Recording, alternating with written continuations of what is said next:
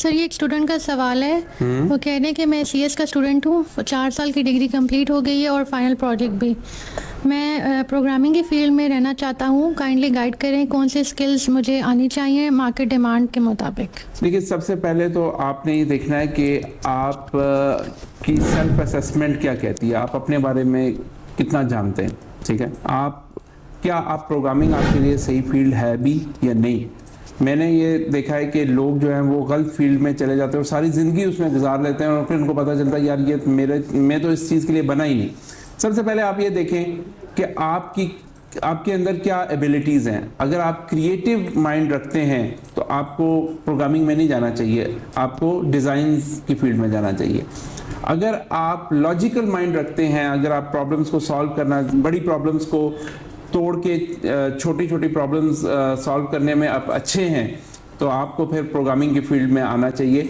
और अगर आप एक लॉजिकल थिंकर हैं, अगर आप जो है वो आपका दिमाग ज़्यादा प्रोग्रामिंग की तरफ चलता है, तो फिर आपको उस फील्ड में आना चाहिए। अदरवाइज़ मैं आपको रिकमेंड नहीं करूँगा कि आप इस फील्ड में आएँ, क्योंकि ये बड़ी डिमांडिंग हो गई है वक्त के साथ साथ। अगर आप प्रोग्रामिंग में आ भी जाते हैं तो अब आपके पास क्या क्या चॉइसेस हैं। ज़्यादातर लोग क्या करते हैं कि वर्डप्रेस स्टार्ट कर देते हैं, इसीलिए वर्डप्रेस बहुत ओवर सैचुरेट हो गई है। WordPress is not programming. Programming जो है वो उसमें आपकी पाइथन आ जाती है, उसमें आपकी Node.js आ जाती है, उसकी डिमांड है, पाइथन की डिमांड है।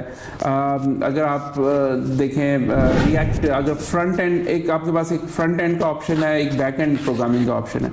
फ्रंट एंड के ऊपर आप HTML, जावास्क्रिप्ट, Node.js और इसके अलावा रिएक्ट JS इन फील्ड्स में आप जा सकते हैं। बैक एंड में आप Node.js कर लें, पाइथन कर लें।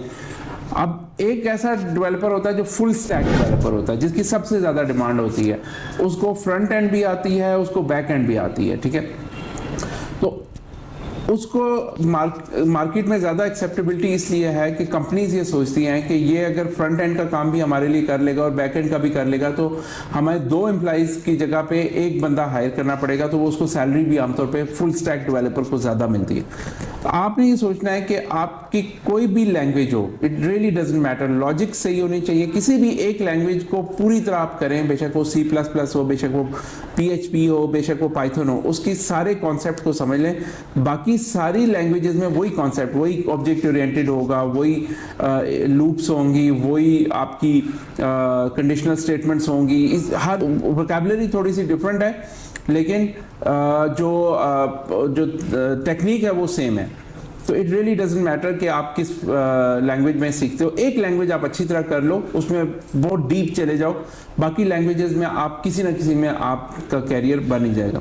तो आपके पास क्या ऑप्शंस हैं, या तो आप फुल स्टैक डेवलपर बन सकते हैं, या फिर आप फ्रंट एंड डेवलपर बन सकते हैं, या फिर आप बैक एंड डेवलपर बन सकते हैं। और एक बात याद रखें कि किसी भी कंपनी में इंटर्नशिप करें, बेशक आपको फ्री में करनी पड़ जाए, लेकिन 3 से 6 महीने आप इंटर्नशिप ज़रूर करें, सीनियर लोगों के साथ काम करें, उससे आपका कैरियर जो है वो बहुत ज़्यादा बूस्ट करेगा। बाकी ये है कि पाकिस्तान में इस वक्त डेवलपमेंट की बहुत ज़्यादा जॉब्स हैं, इसमें कोई डाउट नहीं है कि पाकिस्तान के अंदर जो है वो डेवलपर्स जो है वो सबसे ज़्यादा हाईली पेड हैं, तो ये एक अच्छा कैरियर है।